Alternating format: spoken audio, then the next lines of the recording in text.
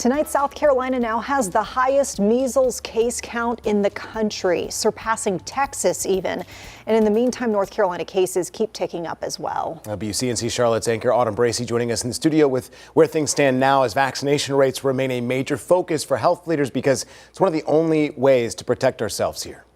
That's right, Colin and Vanessa. Dr. Linda Bell with the South Carolina Department of Public Health says the agency is doing everything it can to get the high transmission of measles right now under control. And while cases have spread into communities here in North Carolina, she stresses this is not a multi-state outbreak, with case numbers in North Carolina remaining significantly lower.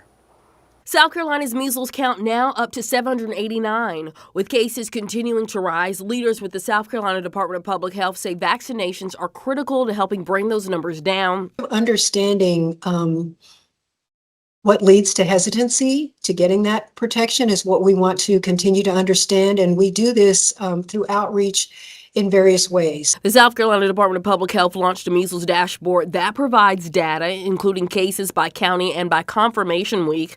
The agency is performing contract tracing as a key method to monitor cases and help prevent further spread.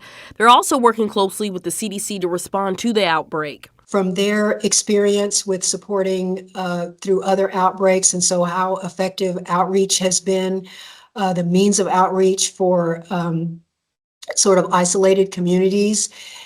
In North Carolina, measles cases number remains significantly lower, with 14 confirmed cases reported since December. Mecklenburg County has confirmed 3 cases. Union County has not reported confirmed cases, but county leaders say they are dealing with exposure concerns.